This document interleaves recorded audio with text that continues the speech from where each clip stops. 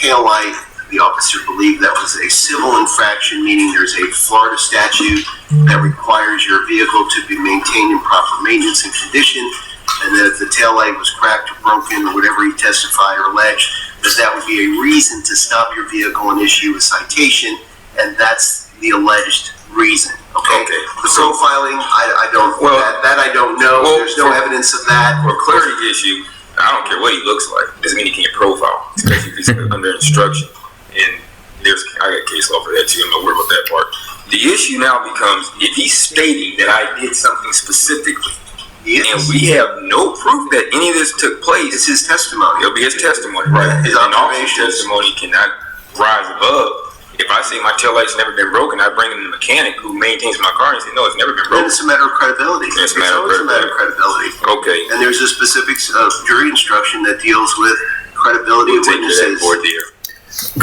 I don't know why I even brought up the voir dire, but when he brought up credibility in the jury instruction, witnesses are always valuable when it comes to that kind of thing, but as to jury instructions, if you ever want to know what it takes to prove a case or to have a case disproven because it's missing, just whatever the situation, whatever you're charged with or whatever is being alleged, go look at the jury instructions.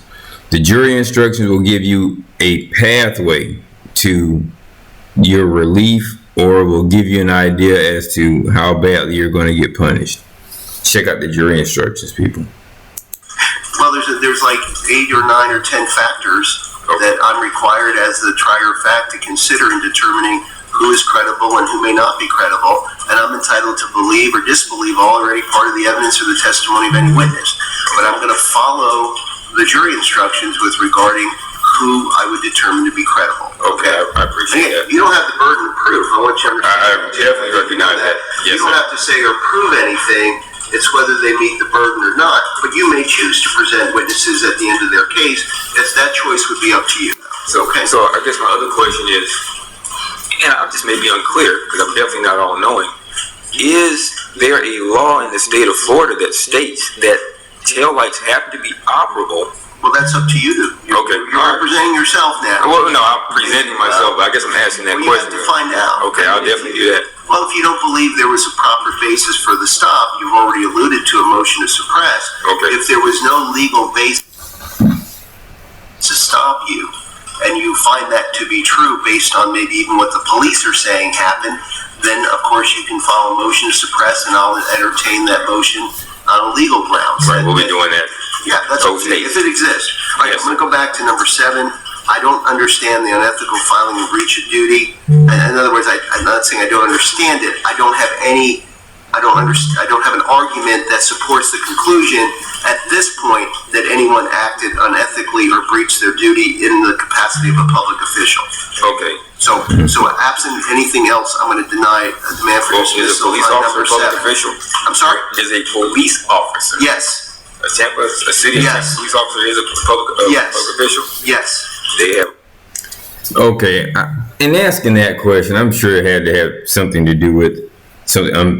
I'm doing down here at the same time that I'm listening to this, but that whole issue about public officials and all that stuff because of police officers, I'm almost positive that's something I either got from people who were just saying things, or because I doubt I got that on the internet, but that's not even relevant in this instance, unless I was going to make an allegation that he was some regular Joe Blow impersonating a police officer. There was nothing to a lot of that foolishness. So keep that in mind. I'm sure they do, like anyone else. The public official, usually they take some type of oath. If they receive public funds, they have to. I would assume that they do, yeah. Okay. I'm not an expert on the City of Tampa Police Department procedures regarding employers or employees. But there's nothing alleged or that's tangible factually that I see that I can make a finding that happened. Okay. So you may allege profiling, but I don't have any basis upon which to draw that conclusion at this point. So number 7, demand for dismissal, I'll deny that. Okay. Number 8, tell your state attorney to provide certified copies of all oaths and bond information of involved parties. Why is that relevant? Because everybody takes an oath to uphold the Constitution. My answer here is some more what I would consider today to be more mindless banter, or something that would probably be better in a situation where I'm trying either to make some sort of point. What point at this point I don't know, but it really had nothing to do with the facts or the merits of the case before us. Nobody takes an oath to uphold statutes.